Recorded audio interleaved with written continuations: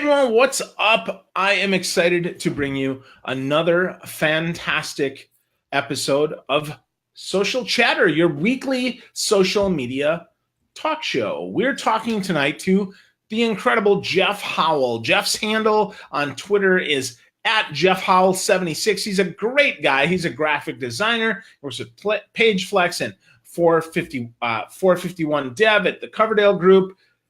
He's just a really cool guy. I'm excited that we get to talk. Jeff and I were in Steam Feed and some other groups together. And tonight, finally, we get to bring him on to Social Chatter, which is great. So what's up, Jeff? Glad you're here, brother. Dude, I'm awesome, man. I'm glad to hang out with you finally. It's been a long time. My gosh, it has been a long time, which is unfortunate. So, we're gonna talk about some fun stuff. We've got a lot of social media stuff to talk about, which I'm super duper excited about. So, Jeff, I gave you a little background on you, man. I'm gonna let you do a little better job. So, tell me about the work you do and why people should love your shit. Awesome. Well, I'll tell you what, I work for a very specific and specialized e-commerce platform called 451. That's a platform we work on and that we develop on. So my role is a PageFlex developer, and PageFlex is this really cool tool that enables you to create templates that allow people to create variable print product. So, say you need a business card. And this is very, very simplistic, but we can get really complex. But the very simplistic way to explain this is that if you're a brand and you need to order business cards for your people, then you can go onto one of these platforms and customize a business card and have it sent off for printing without having to engage a graphic designer, which is pretty cool. There are other things involved in the platform that, you're dealing with systems integration. We deal with customized online applications for e-commerce, customized cart checkout processes, all kinds of cool stuff. So my role is to kind of do project management, do custom PageFlex development. I do client relations, and then I sort of work on some of our custom applications and things like that, which it kind of comes full circle because I actually used to work for the company that developed the platform. It's based in Minneapolis. Wow. And after I left that company and kind of started my own thing, I was still doing some freelance work for them and part-time for like 10 years. And then 451 changed their business model, which enabled service providers like Coverdale to come in and fill the gaps for their client service. And they started, the managing director of my company started it up, and then he asked me to come on board as a freelancer. And then a couple of years later, he asked me to come on full time. So sweet. It's a lot of fun. And then it affords me the opportunity to travel around and speak at different conferences. It lets me, kind of still maintain doing graphic design and branding, marketing consulting. And, it's just some cool stuff, man. So I'm trying to ramp things up for 2019 to kind of do some more gigs and also kind of bring on some more people on board that I can help them with their branding. But in the meantime, I'm just I'm excited to kind of hang out here and talk to you and talk about some social and and if I yawn a little bit, I'm still kind of exhausted because our house is still close to being our house is being remodeled completely, and we're about 80% of the way there, and it's getting really tiring. Oh, that's cool, man. So if I yawn, that's why. Yeah, it's me, man. It's cool. That's what all the girls say. It's fine. Katie Miller's here tonight, so we're excited about Katie. Oh, nice. She made it, so that's fantastic. So hey, I've got Christian couldn't be here tonight, so I had to do kind of the next best thing because sometimes it's hard that it's just me, so you get stuck kind of with just me. So I'm gonna do something maybe a little more unusual here. I'm just gonna show you. Christian is here in spirit, so I'm gonna share Christian here I don't know if you can see this or not, but this is Chris Collinsworth with Christian Karasevich. Nice. And Collinsworth sends his best as well. He's got the night off because Joe Buck and Aikman got the game tonight, but Christian wanted to send you his best with that. And as expected, Jeff, E.T. on the Collinsworth badge proves to us that he is not from this planet, right? It's really clear he's an extraterrestrial. So, Jeff, the first question I've got to ask for you is, why in the hell do you love Chris Collinsworth just so much? And let me pull that up so not just you can see that, of course, right, but so that all of our viewers can see that, because I think this is something that everybody really needs to see. So I'm going to bring that up, and I'm going to let you talk about your friend Chris Collinsworth, the best announcer on the planet. So go ahead, buddy. No, he's not. He's totally not. So here's the thing. Okay. Son of a bitch. All right. So like 8 years ago, I was sitting there watching Sunday Night Football on NBC. And I just started getting really annoyed by this guy's commentary. I was like, this guy can't hack it. So I started posting on Facebook every Sunday night for like a year about, I would say, you know, hey, Captain Obvious, or I can't believe you said that. Or I would just come up with whatever, just I would mock him about something that he said. And then the following season, I did it again, but it sort of took a life of its own. So much so that there were a few people that were starting to comment, well, hey, it's not Sunday Night Football until I see Jeff's post about Chris.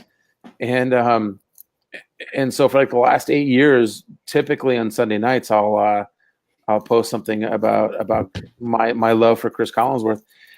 You know, listen, he does his best, man, but the guy just has this annoying voice that I can't listen to him and take him seriously when he's talking about football. Now I understand he was in the league for so long, but and I know his job is to be the color guy, but honest to God, man, like this, I understand that being a color guy, you don't have to be objective, but his hard on for quarterbacks like Aaron Rodgers and Tom Brady is just unbelievable. I can't stand it. And so then there'll be some times where my wife and I'll be watching the game, and she'll be like, "Oh God, it's Chris," because she is annoyed by him too, and I just can't. I can't take the guy. So it's funny. It's funny when people just are posting about how much, you know, hey, Jeff and Chris get along and stuff like that. And it is funny to kind of see how it's progressed into something that's sort of become a part of my personal brand. Yeah. But I can't listen to him for an extended period of time. So there'll be a lot of times where I'll listen to him like the first quarter. I'll post something about how idiotic something he said, and then I'll mute it for like the rest of the game because I just can't take him talking. And here's the beauty of him and Al Michaels together. Every time I see Al Michaels on screen, he has this look on his face like, oh my God, what did I do so wrong in life that I have to be in the booth with this guy? And the worst part was last year or earlier this year during one of our quarterly meetings for my company. We all meet at the owner's house, but he lives in Mason, Ohio, which is just out of Cincinnati. So I'm sitting there in the hotel one night, and all of a sudden there's a bank commercial with Chris Collinsworth on it. And I had totally forgotten that Chris was with the Bengals for so long. Yep. And he's still shilling for local Cincinnati companies. And I almost thought like I was in some weird Twilight Zone vortex that somehow life had threw me into this Chris Collinsworth on repeat. And it wasn't just one commercial. It was the same bank, but every other commercial had Chris Collinsworth in it, and I just turned it off because I'm like, I can't deal with this.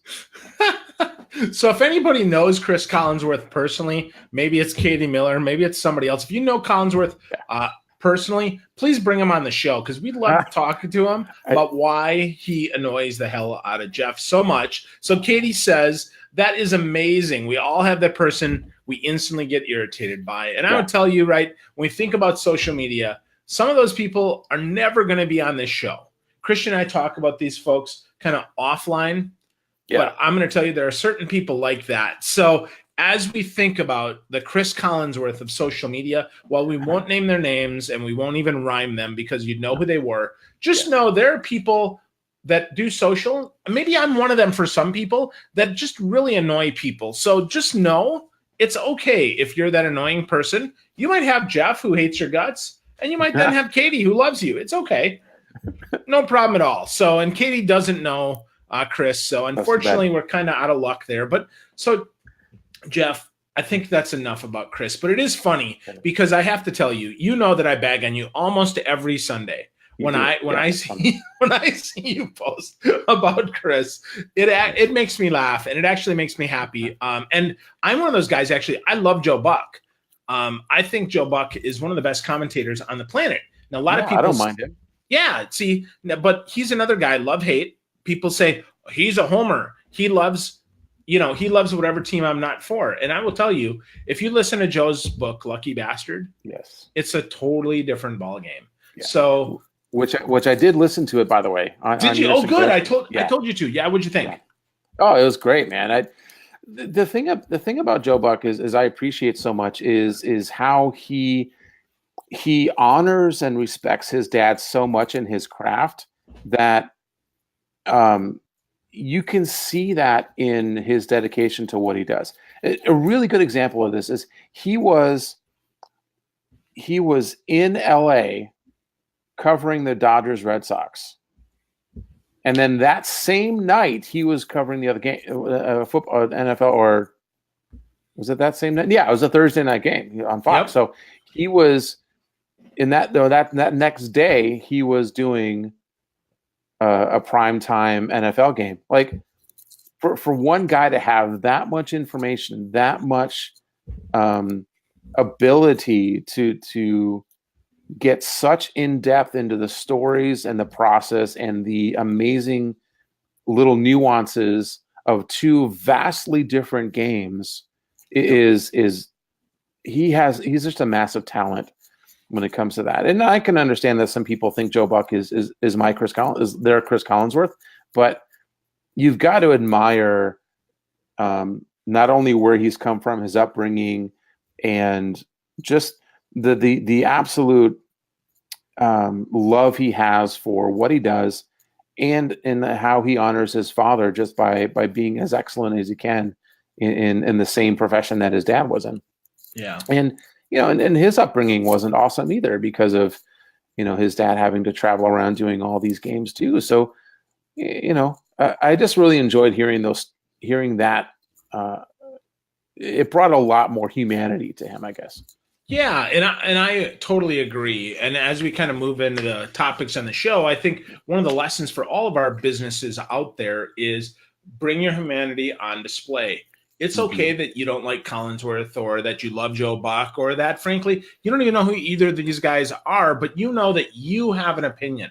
It's okay to have that opinion. What I would say is make sure you can back that up, that you can make sense of that, so that if people challenge you, again, if people challenge you, because they're going to, if they challenge you, then how do you respond, right? How do you respond to that? So we're going to talk tonight. We've got 4 cool topics. We've got one on Facebook, one on Pinterest. We have one on Twitter. And interestingly enough, we actually have one on Instagram. So we covered all the 4 out of the 5 big platforms that I think are important tonight. We've also got 2 cool tools for you. So we're really excited. So Jeff, I'm going to make a dealer's choice, buddy. You're going to deal tonight. Facebook, Pinterest, Twitter, or Instagram. Where would you like to start? Well, let's start with Twitter. Awesome. Mostly because thank God for what they're doing. Yeah. It's about freaking time. Like, awesome. Listen, so So it's no secret that Twitter has had this massive problem with fake accounts, with spam, with all kinds of um, problems in maintaining the integrity of their platform. And I think what they're doing now, being able to weed out some of those problems and weed out some of those fake accounts and those spammy accounts, and then making it easier to report those, not only those accounts, but those specific tweets as well, as being, you know, offensive or racist or whatever. I just think it's way past time. It's almost 2019. This is something that they should have done a long time ago, and I think it speaks to Twitter's inability to innovate and to stay on top of their own industry. So I think it's great. I almost kind of wonder if maybe it's too little too late for them. But I was just going to ask that. Yeah, I would agree with that, man. I think it is too little too late. They should have done this 5 years ago. Yeah. I mean, come on, right? Like, this is ridiculous. They knew it. The problem was they were growing in numbers because people were setting up bot accounts and thinking it was really cute. Yeah. But now, right now that we see that this is a real problem, I mean, hate speech is real, dude. That's totally the challenge, right? Like, people, and we're not talking hating Collinsworth. We're talking like hating each other, hating a race, being just an ignoramus. I think it's really, really too bad that folks are doing this. So I'm going to put this in solo here so folks can see this. We talk about this, right? So before, it was limited options to let the staff, because interestingly enough, and I think this is good, they have individuals actually looking at this. But here's the thing. You can now identify, did it stem from a bot or a fake account?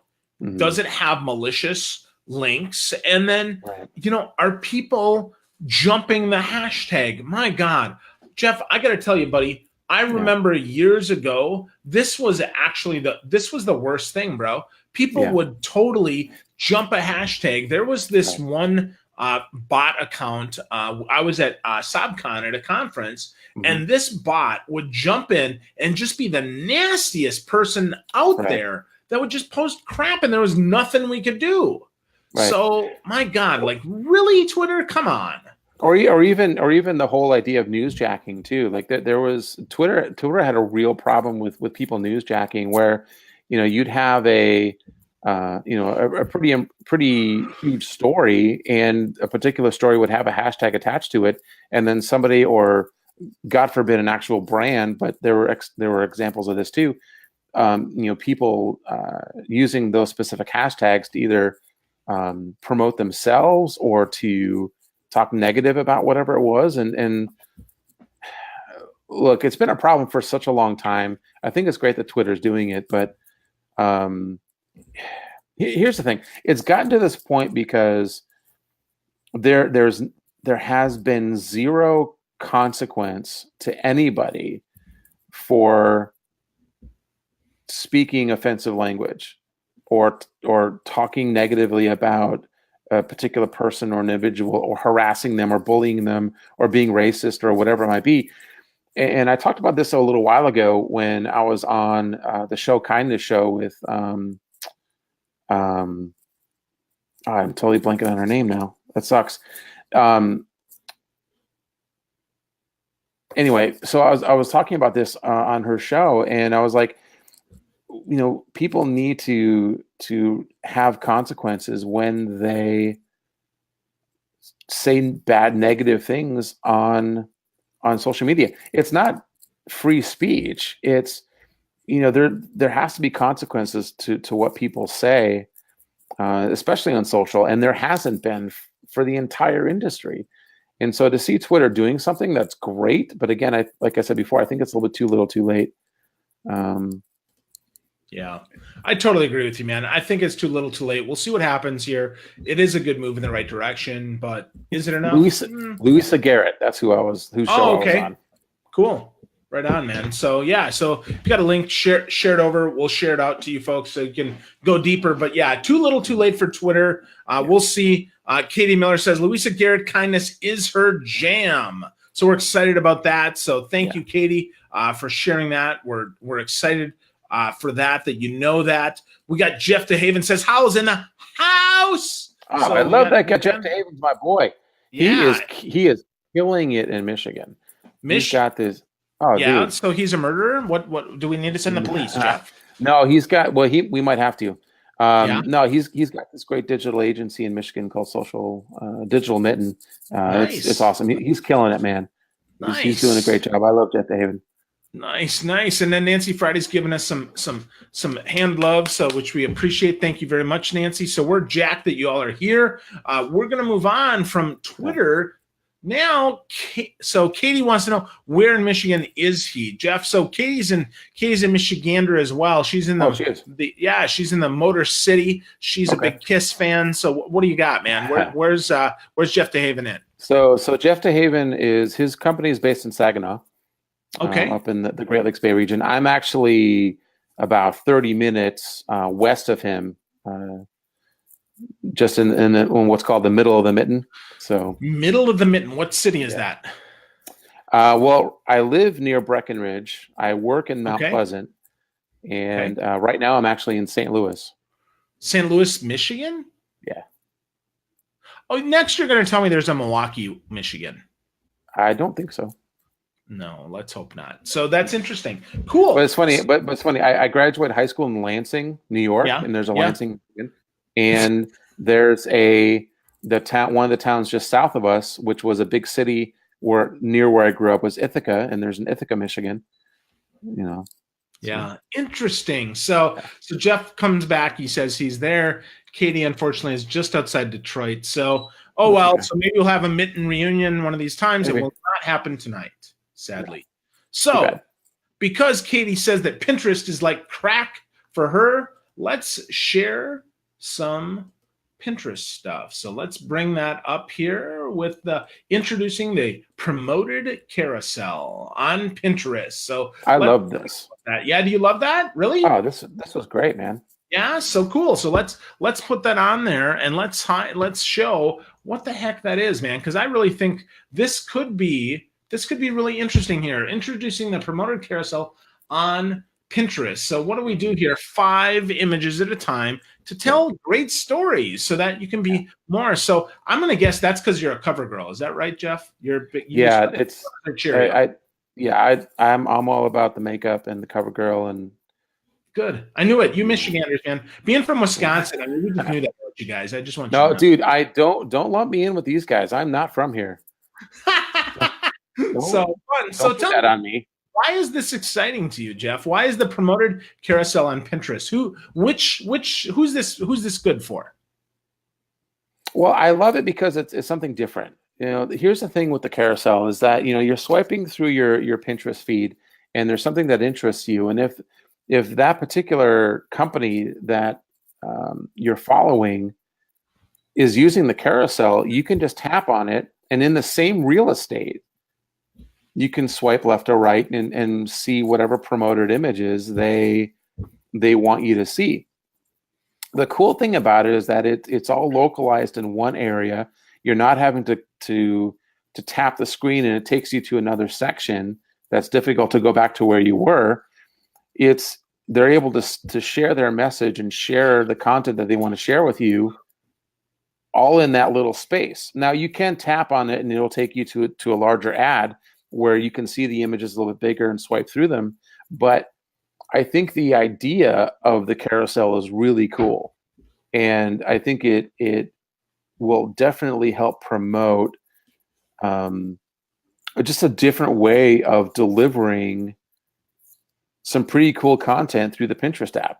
And I could see this. I mean, Instagram has something similar where, you can load up multiple photos in your posts and people can scroll through them or whatever.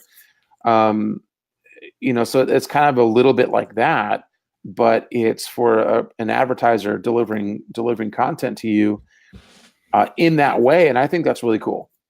Okay. So can a small business use this? I mean, how are they going to use this, Jeff?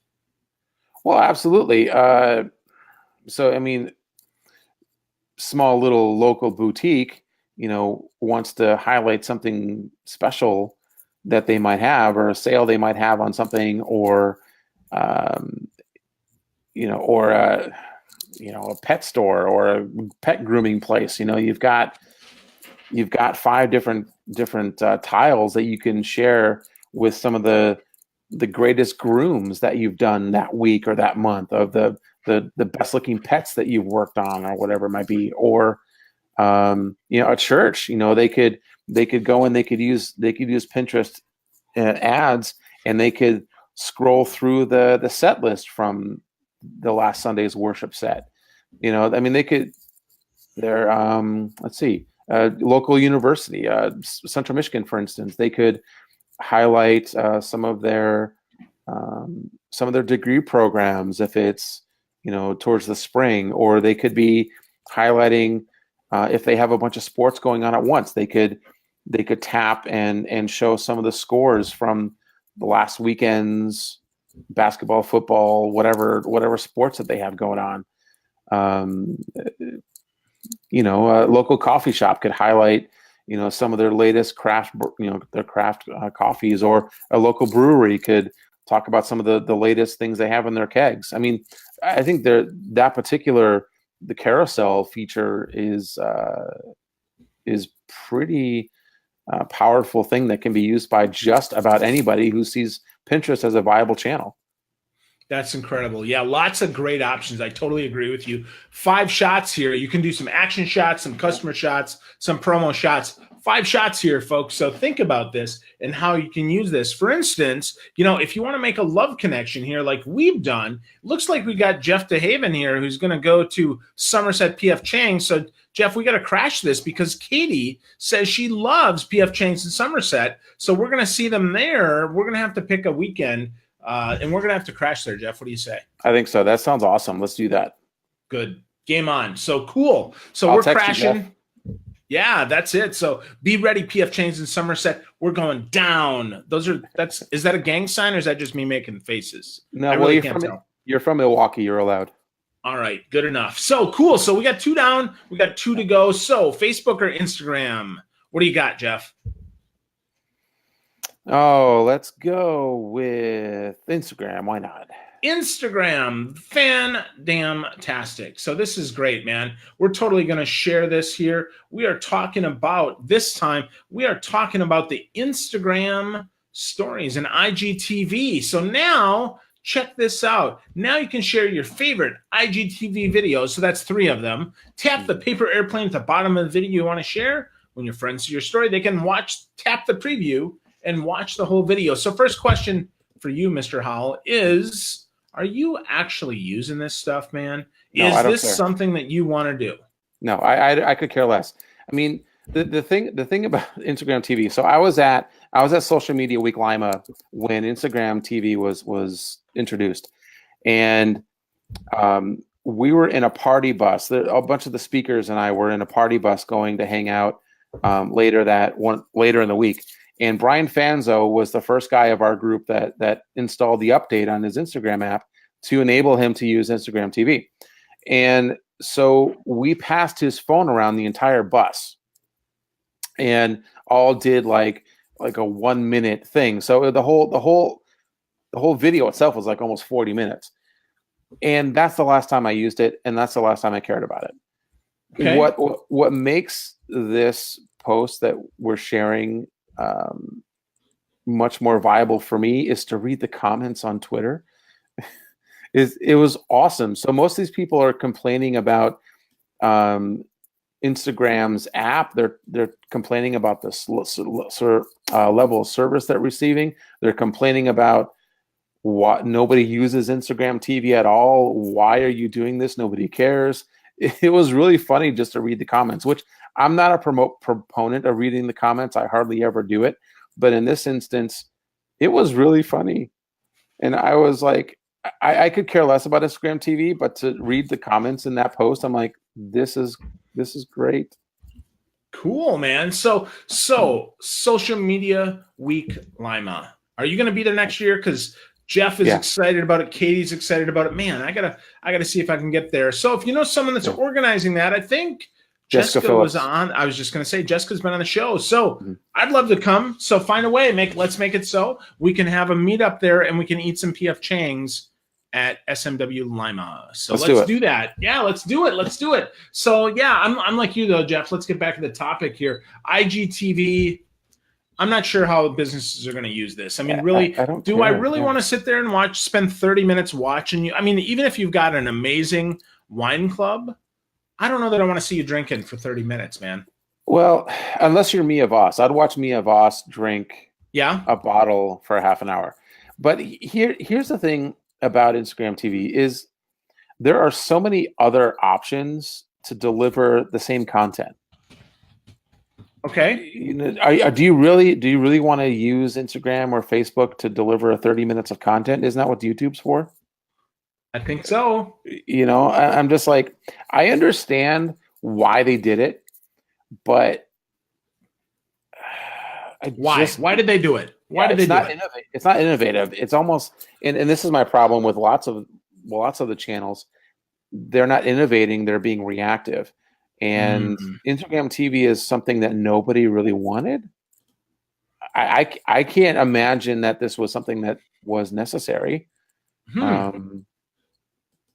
Interesting. And like I said, I haven't used it. I haven't seen many people use it because they're using their stories and they're doing a group of their stories. And that to me is more interesting than watching the same content for 30 minutes. Totally agree. Yeah, we want to see some motion, right? Just like a PowerPoint slide. If you leave the same slide up for an hour, you're going to fall asleep, man. You got to mix that up. So I'm really digging that, Jeff. Great suggestion. Now, hey, folks, if you're listening and you're like, hey, you know, Jeff and Phil are throwing down some smart bombs and I don't want to miss this stuff. I want to make sure the next time that Jeff Hall's on Social Chatter that I don't miss. Hey, sign up at socialchefs.com/daily. That's socialchefs.com/daily. You can get an email that says, this is what the heck is going on next week on the Social Chefs show. So take a look. You know, last week's guest, actually, Corey Perlman, says he signed up because he was excited with the stuff that we're throwing down here. So if you're interested, sign up at socialchefs.com/daily. Get some smart bombs from Jeff, from Phil, and from my buddy Christian Karasevich, who's presenting tonight. My usual co-host, he's presenting in Africa. Holy crap, man. He's like insta-famous. What do you think, Jeff? Well, it depends on where he is in Africa. I mean... Oh, come on. Sub-Saharan, man. There's 7 people in the desert, and he is one of them. They call him the Moses of social media. What do you think? No, they probably don't. Huh? There's not much water for him to split. Oh, man. All right. Well, maybe it's just me who calls him that. But nonetheless... Christian should be back very soon, but we're glad that Jeff is here. So, Jeff, we got one more topic, and then it's time for tool time, man. The next topic that we're going to talk about tonight is Facebook, which is interesting because typically Facebook is one of the early topics that we cover in the show because it is so valuable. And yet tonight, we're going to make it the last topic that we talk about before we get to tool time. So, what in the heck is going on with Facebook? So Facebook is shifting to stories, which means they want advertisers in stories, which is really interesting to me. I mean, I get it, but what's happening is it's almost like they're just what you said before, Jeff. They're reacting. They're not really responding, right? They're like, "Ooh, that's where the ball is. I'm going to run over there." So how do we use this? How do we take advantage of this? And how do we stay ahead as a business owner of these crazy machinations by Facebook? Well, I don't know why they're doing it for one, because it's not like they're hard up for money. I mean, their business model is all predicated on selling the data that we provide them. So I'm not really sure why they feel the need to put more ads out in every other piece of content. But here's the thing. As a consumer, it frustrates me because, you know, I'm used to just watching videos and then halfway through I get this little circle at the bottom corner said, hey, ad's going to start soon. And then the ad starts for 30 seconds that you can't, you know, skip or fast forward. And then you finish the rest of your content, which, you know, look, whatever. I don't, that's just the nature of how things are these days. How advertisers and marketers are going to be able to leverage posting ads within the story content. Keep your phone vertical, I guess, from here on out. You know, you don't you make sure you're shooting in the right orientation. It kind of reminds me of what brands were doing with their Snapchat stories, where you'd be able to, like ESPN, for instance, they would have an entire team that would design really cool graphics for to show vertically on a phone. And so advertisers are going to have to kind of go back to that mode of thinking, of one, making sure that they're creating content that is going to fit within that vertical space, and two, maybe not making it long enough that's going to annoy people, that they're just going to turn off the ad to go back to their feed. And I really hope that that Facebook doesn't put it like right in the middle of the story, because sometimes these Facebook stories are very short, and if you already got a story that's 10, 15 seconds, why would you put a 20-second ad in the middle of it? Yeah, well, I mean, really, if I'm paying for an ad, right? I'm thinking of me as a business owner. If I'm paying for an ad, it's got to be a story that's a minimum of a minute, probably 4 parts, right? And if I'm going to put a 15-second ad, yes, at 30 seconds that makes sense, but I'm going to turn people off, right? If I'm TD Ameritrade and I've got a banking ad right in the middle of 2 stories about, Phil Gerbishak drinks wine, Phil Gerbishak eats pretzels, and then advertisement, you need to save your money because this jackass is not saving his money, he's spending it. And then 2 more stories of Phil in his shoes, and look, Phil's talking to Jeff.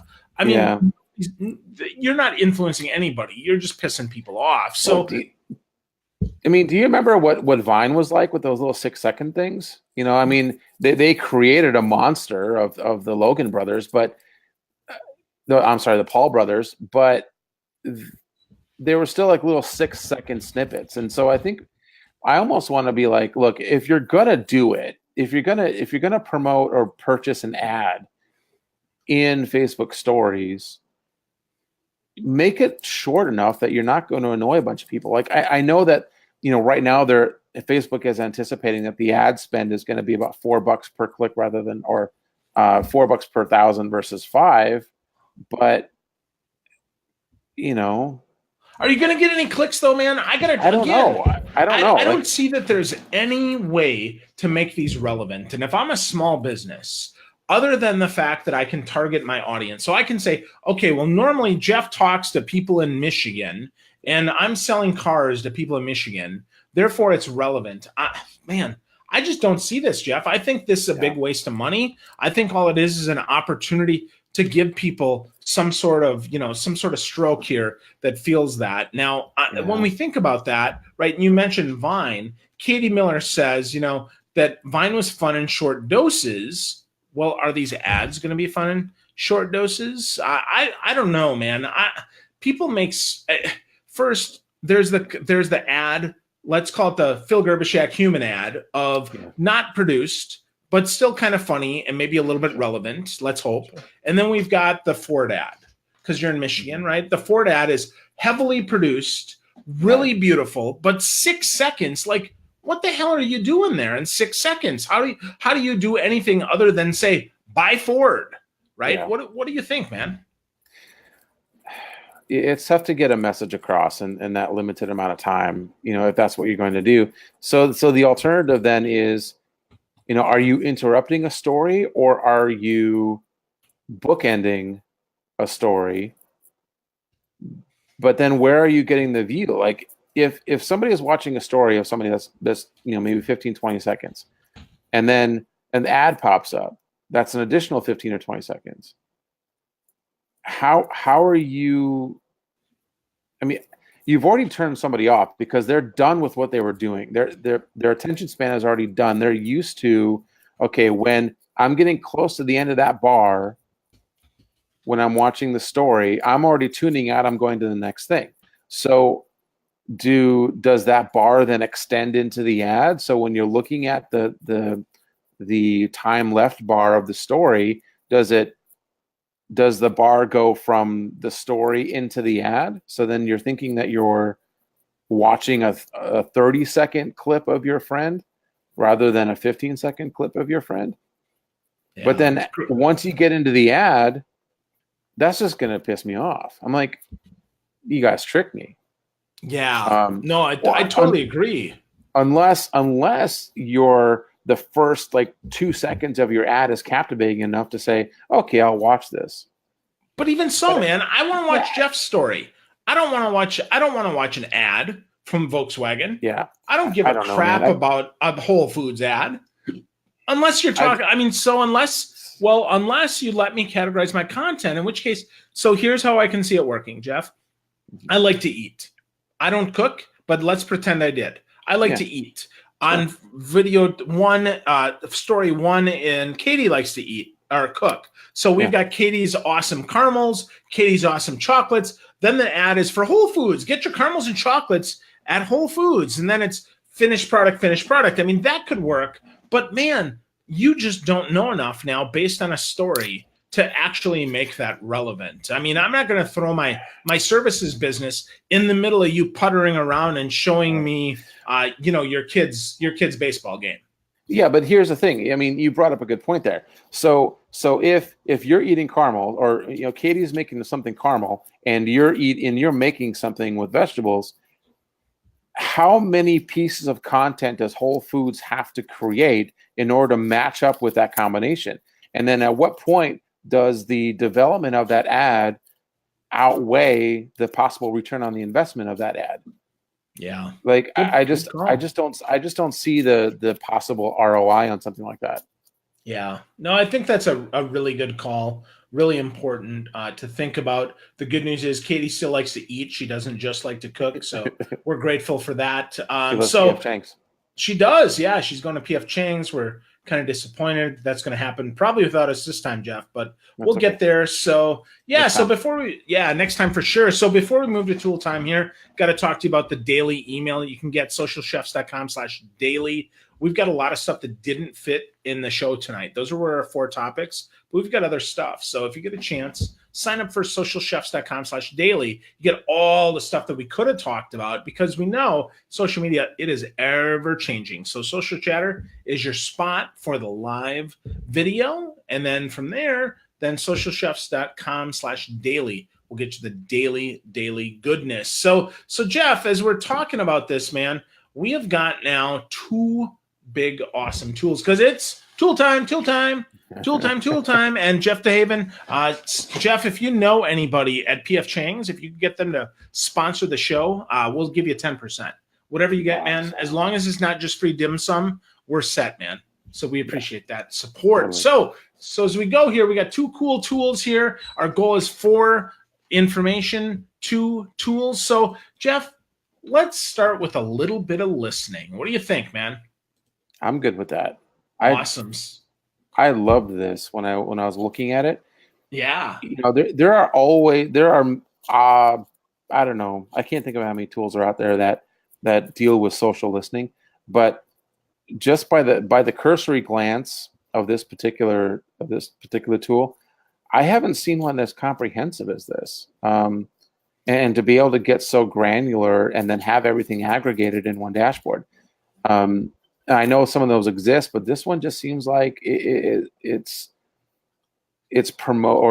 aggregating a little bit more detailed data and just getting that much more in depth with what you want to listen for, and then promoting those audience those audience mentions into that dashboard for you, and then where all your network is and where your audience is, and then you can go out and start talking to them, or promoting ads to them, or start inviting them to intake some of your content, or getting them onto a landing page to download a free ebook or whatever it might be. But being able to have all of that in one place, like this tool seems to promote, is pretty impressive. I was really happy to take a look at that.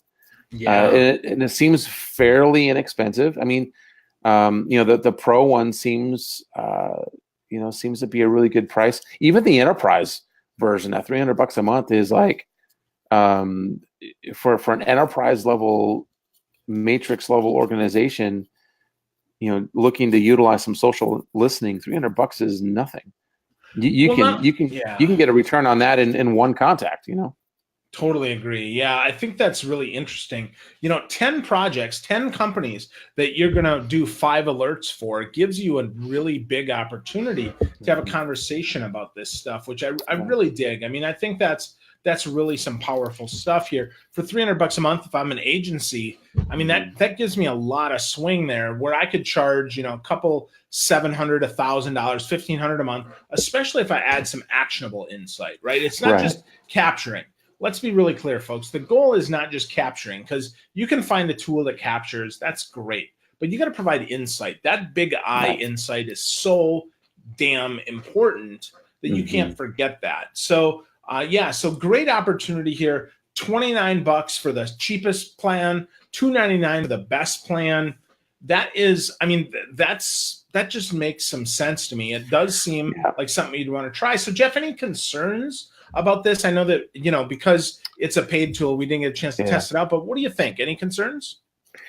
Yeah, I think as with all social chatter and social listening, you can get into, like we talked about very first at Twitter, is you've got so many garbage accounts that are, hijacking hashtags or whatever it might be.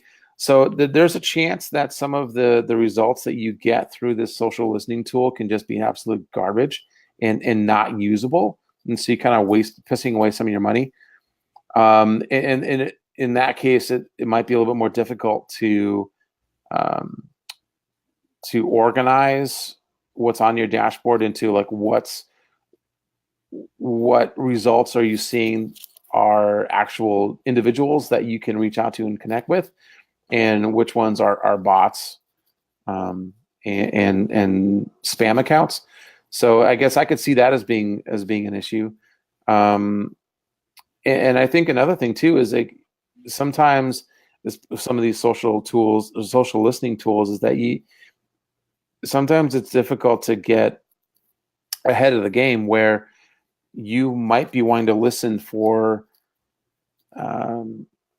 this content or these hashtags or these mentions, and you might be missing out on something else, on some other mentions that are going to be more relevant to what you're actually trying to listen for.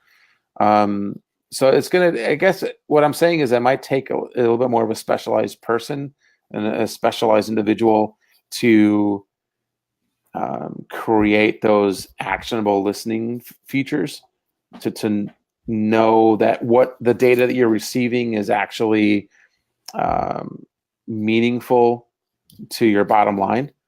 I could see that as a possible problem, but again, because we didn't get a chance to play with it, I don't know for sure, but those are just from a cursory glance. Those could be some things, but I think it's definitely worth the risk, though, because at such a low price point, it's worth giving it a try for 6 to 9 months, because that's the only way that you're going to get good return, is to have that long-term, those long-term listening channels set up.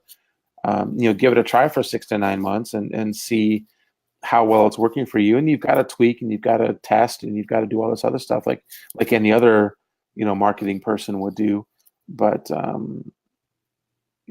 like I said, I think it's certainly worth the investment. Yeah, I totally agree. $29 a month, folks. It's probably worth giving a shot to get some social listening, find some insight there. Don't just gather the information and be like, oh, look at me, I got 37 mentions this month. No. Gather some insight and then take some action. That's one of the biggest thing that we see between success and failure is those business owners that actually take an action, have some insights, and do something, even if it's not perfect. So if you're thinking about Awario or any of these tools that we talk about here on Social Chatter, give them a try, but do something with what you learned. So important. Yeah, you have to. And, there's been a huge shift, and we've all been a part of this, where there's this massive shift from broadcasting a message to being direct with your message and building a relationship as a brand and as an individual with your consumer. The consumer wants to know that they are meaningful to you as an individual or a brand. And, you've got to take this data that you're getting and do something with it, like you said. The data isn't going to do any good for you if you just sit on it. Absolutely. Great point. Great point. So Katie Miller says, I'm always extremely cautious about paid tools until I hear feedback from trusted friends. While I love that, Katie, I really think that's important. I would also tell you that you need to think about not just your friends think it's cool, but what are your friends actually doing with the tool? So one of the things that we try to do here on Social Chatter is talk about how you might use it. And you notice Jeff and I talked about taking an action, right? Figuring out an insight. So if you're thinking about this, Katie, in your case for your church, if others are listening and you're thinking about this for your business, think about what the heck you're going to do with this before you even sign up. Like if you see, for instance, that there's 100 more mentions about you because you posted a blog post, are you going to take the time to produce more content, or are you just going to stick with the existing calendar you have? So take some time, really be strategic in how you're thinking about this, and really think about taking a solid action that's going to lead to something that's going to make you money. What do you think, Jeff?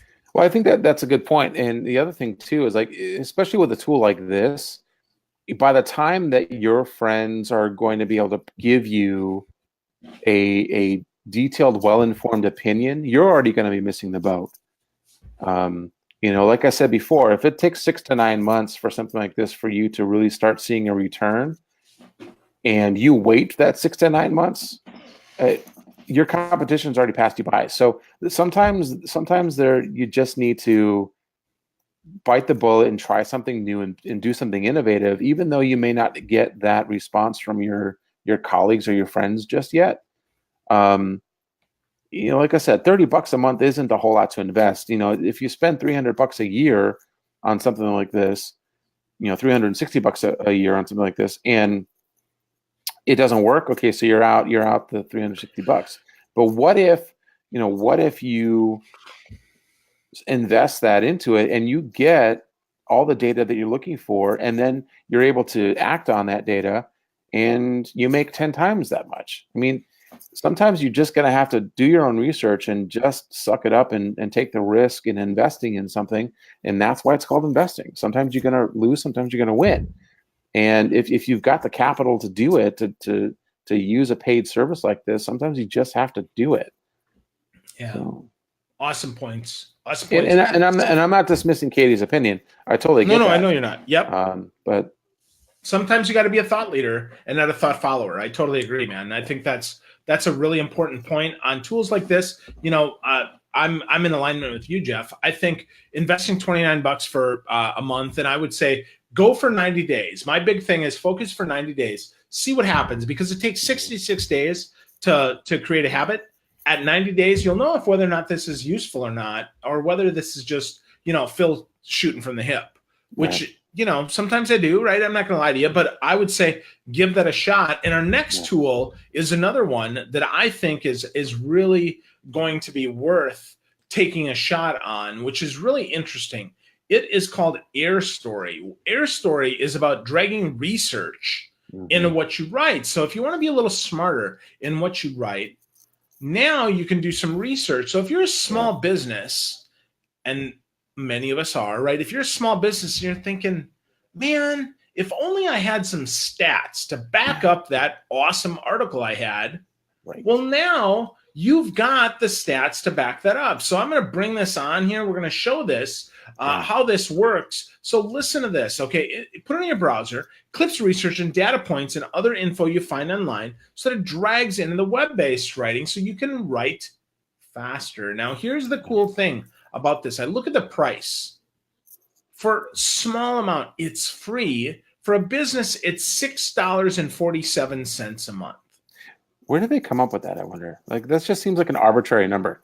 Let's see. So 650 times 12 is about $60 a month. That'd be my guess, right? Yeah. But the 647 could be that they did some numerology on that, Jeff. That'd be my guess, right? It's just a funny number. Crap. Yeah, it's full of crap, right? Let's just be honest, okay? Yeah. So, Jeff, what do you think about the opportunity to insert research into all that you do? Is that useful? Absolutely. I mean, it's promoting the habit of doing your research before you share something. I mean, all right. In to all fairness of our current cultural climate, where you've got fake news all over the place, and people sharing stuff on Facebook without testing it against Snopes or whatever other fact-checking website that you've got out there, it's an epidemic. And in order to kind of prove your credibilities, you have to have facts backing up not just your opinion, but other facts. If you're writing a piece of content about something that you do, maybe you create a widget, or you are a photographer, or whatever your small business is. One of the ways that you can set yourself apart from your competition is to have a bunch of facts from other reputable sources in your content. Yeah. It just proves that you not only have you done your homework, but you care about telling the truth about what it is that you do and what you're trying to promote. And in today's cultural climate, I think being willing to speak the truth no matter what is going to give you some credibility in the consumer base. I totally agree. I think those are awesome points. So let me bring this back here and show this here. So here's the interesting thing. This thing has proven templates that you can actually use to write some stuff, because I know one of the big challenges I hear from small business owners, and I struggle with this myself, is holy balls, man. Like, I got to write how much content? Are you kidding me? Like, what do you think I'm drinking here? I got to service clients. I got to go prospecting. I got to do other stuff. I don't have time to write this crap. Well, now they've got templates to go. I think, to your point, prove out research. I think the other thing that it does, Jeff, and this is not to be undersold, is it validates our ideas. Yeah. If I want to prove that something exists, if a third party said that's true, and now I can find third parties that can say chocolate can help you live longer, wine gives you a better sex life, and having live video means that you're going to have 27 babies. Well, if that's what you want, I mean, I can find proof of that. So, Jeff, tell me one reason why AirStory might not be the tool that we want to use. Do you see any challenges with it? Well, yeah, absolutely. Because you almost have to fact check your source content. I mean, for every piece of content out there that will tell you that we're going to have 27 babies because of this live video, there's another piece of content that's going to say, well, no, it'll sterilize you. Yeah. Which is fine for me because I have 4 kids, so I'm good with that. But so you have to be really cautious about where your source is coming from. So you have to do your due diligence for sure. So that's going to add some more time to it, I think. But it's worth you doing that if you are going to commit to writing content that's going to be backed up with solid facts that are truthful. Yep. Good stuff. So Natalia Osias says 27 babies. And the answer is, Natalia, if you're looking to have more babies, watching this live stream on Social Chatter is guaranteed, with no money back guarantee, to make you more fertile. No, it's really not. That was just really meant to be an example, because Jeff has 4 kids. And frankly, that's 6 more than I ever wanted. So congratulations, Jeff. That's awesome, man. Yeah, you bet, brother. So go you, bro. So, hey, I'm so glad you're here tonight, Jeff. So one of the things I want to show is your Twitter page, because, you're very active on Twitter. I always admire that. And I mean that in a good way, man. You do good stuff. What kind of coffee is your favorite, though? That's a question I got to ask. My drink of choice every morning is a red eye, and it could be, sometimes it's called shot in the dark, sometimes it's called dark whatever. But I usually get at Starbucks, I'll get a dark roast with 2 shots of espresso. Nice. And that's it. That's a black eye, because that's 2 shots. A red eye is 1. So, dude, that's stark. So. Wow. Yeah, and so it's gotten to the point now where regular coffee that's brewed, even if it's brewed strong, isn't enough for me. So I even have to get my cold brew with a shot. Wow. Yeah, it's rich, man. That is rich. So if we have any therapists on the line, please contact Jeff. You can just send him a tweet at Jeff Howell 76. He'd be happy to take an hour of free therapy. Katie's happy that she's got 3 kids only instead of 27. And yeah, I don't think I could get out of bed either, Katie. Although after 27 kids, as a woman, I can only imagine how tired you are, honey. Hey, Katie, after 3, what's one more? That's really because the going from 2 to 3 was insane, but going from 3 to 4 was nothing. Wow. So Jeff's wife clearly hasn't brainwashed. We're thankful for that. So Jeff, if people besides on Twitter for Jeff Hall 76, where do you want them to go to find out more information from you, to connect more with you? Twitter. Well, Twitter is one place. Instagram, I'm pretty active on. Facebook is kind of where I live the most, I think. And you can find me at Jeff Howell 76 at either of those accounts. I am on LinkedIn, and I'm trying to use LinkedIn more to sort of combat the idea that LinkedIn is becoming a dating site for business people. But so I'm trying to spend more time on there too. But those are, I mean, I'm on the 4 major accounts. I'm not on Snapchat, even though I have an account. I don't use it. You know, I'm on the big 4. So, and I kind of have different content for each one of those places. And so to get a really good picture of who I am, you're going to find me on all 4. Awesome. That's great. So find you on Facebook, find you on Instagram, find you on Twitter. Katie has a brother with 13 kids, but she's happy with just 3, especially now that she's empty nesters. And then Natalia's doing some fact checking here, which we appreciate. She says she heard live videos makes 27 babies from these jackasses called the social chefs. Jeff, if you ever hear these guys, you should kick them in the jimmy. What do you think? Well, I'll have to fly to Tampa to do that, and I'd be more than happy to. Fantastic. So that would be great. I would love to see you. So, folks, This has been another episode of Social Chatter. I'm Phil Gerbishek. I'm Jack that you're here. If you need more goodies from us, go to socialchefs.com/daily. Sign up for the email newsletter. We're glad that you're here. Natalia, Katie, we had Jeff DeHaven on. Anyone else that joined us, we are just really jacked that you're here. And naturally, our favorite person here was Jeff Howell. Jeff, thank you so much for spending your time with us, brother. Go Chris Collinsworth. Okay. No. Sure. All right. That's not really it. So, but go Jeff Howell. Thanks, buddy. I appreciate you very much, man. All right, buddy. Thanks so much. Awesome. Thank you so much. It was awesome for us too. So we'll see you next week, folks. Same bat time, same bat channel, 10 p.m. Eastern at socialchefs.com/daily to sign up for your good stuff, or check us out on Facebook, where we always are, facebook.com/socialchefs.